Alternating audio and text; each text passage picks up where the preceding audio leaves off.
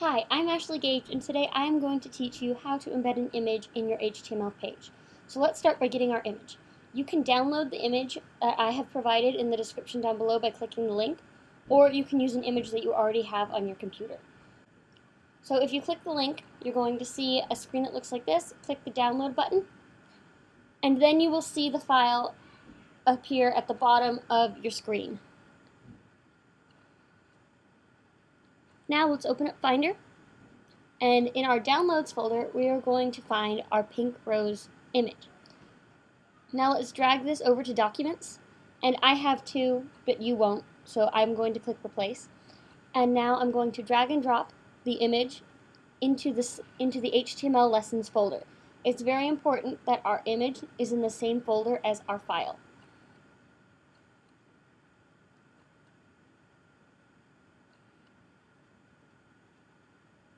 Now let's open up Sublime Text. First, we're going to open our HTML lessons folder by clicking on Documents, HTML Lessons, and then Open.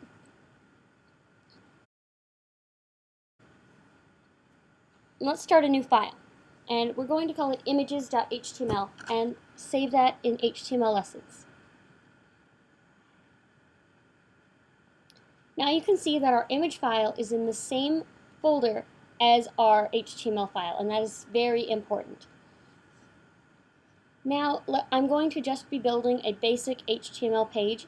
If you don't know how to do this yet, you can watch my first video, which I will link to in the top right corner of this video. And let's title our page Images. I'm going to start by just making an H1 and typing in between the two tags the word images. I'm going to make an image. The tag for image is img. Now inside that tag you're going to add the attribute src. And now inside this attribute is where we are going to be typing the file name. And it has to match exactly. Otherwise it won't work right. So my file name is pinkrose.png. Make sure it's all in the same case. An image also needs an alt attribute. The alt attribute is for screen readers, and this will also help your page validate properly because all images require an alt. It will work without it, but it's not proper. Let's save and open in our browser. There's our image. You can see that it is very big, so now I'm going to teach you about the width attribute.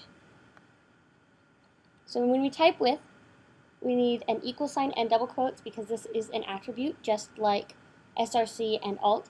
And let's start out by typing 50. That makes our image really small. So you can play around with these numbers a little bit and experiment. I'm going to make mine 500. I like that size. So now I'm going to go back into Sublime Text and I'm going to add a height attribute. I don't recommend that you add the height attribute with the width attribute because this can distort your image.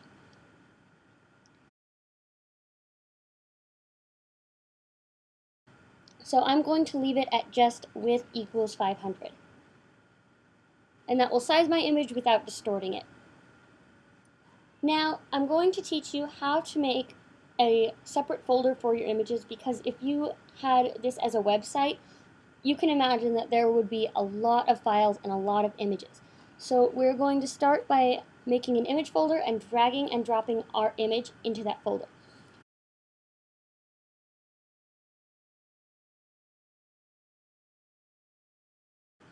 Now you can see in our sidebar that pink rose is under the image folder. When we open in browser, the pink rose image is now gone because the location is no longer correct. So what we need to do is type the folder name, img, / the file name, pink rose. So it's basically folder / file. And when you refresh, our rose is back. I hope you enjoyed this video, and if you did, please hit that like button and also subscribe so you can see more videos just like this one. Thank you so much for watching. Bye, see you next time.